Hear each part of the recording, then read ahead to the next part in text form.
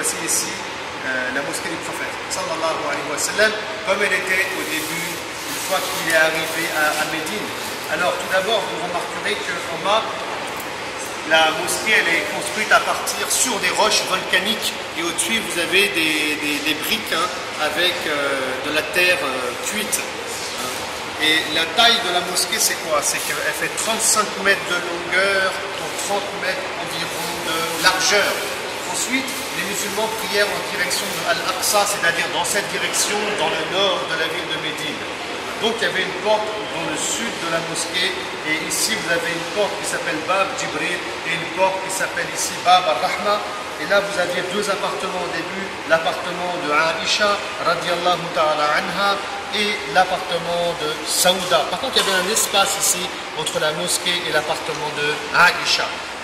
Ensuite, il y avait aussi là un toit pour que les musulmans soient protégés du soleil étant donné que le prophète qui se mettait dans cette direction-là, ici à peu près pour diriger la prière en direction de Al-Aqsa du nord. Ensuite,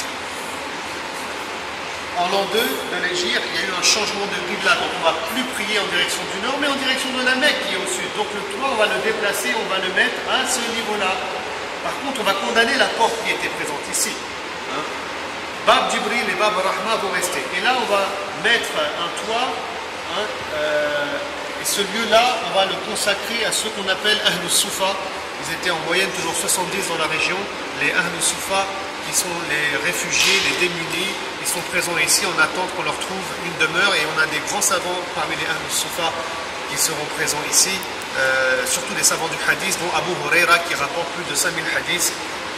Voilà, donc ça c'est le changement de la qibla, c'est une transformation qu'il y a eu. Ensuite on a cette grande transformation qui a lieu en an 7 de l'Hégire, après la bataille de Khaybar plus précisément. C'est un agrandissement, vous voyez d'ailleurs la mosquée elle est plus grande. Là elle fait environ, dans les environs de 50 mètres carrés. Et ici vous avez donc l'appartement de Hafsa. Ici vous avez l'appartement de Hafsa. Ici vous avez l'appartement de Aïcha. Voilà, ici vous avez l'appartement de Hafsa. Là vous avez l'appartement de Aïcha. C'est là où est enterré le prophète sallallahu alayhi wa sallam. Ensuite vous avez l'appartement de Saouda. C'est la première épouse qu'il a eue après la mort de Khadija. Là c'est l'appartement de Zainab bint Huzayma. Ici en 8 c'est l'appartement de Fatima. Plus loin derrière, vous avez l'appartement de Salama et là vous avez l'appartement de Juwayriya. Donc regardez bien ce que je vais vous montrer ici. Ici vous avez Bab Salam et lorsqu'on salue le prophète sallallahu alayhi wa sallam, on rentre par Bab Salam, on marche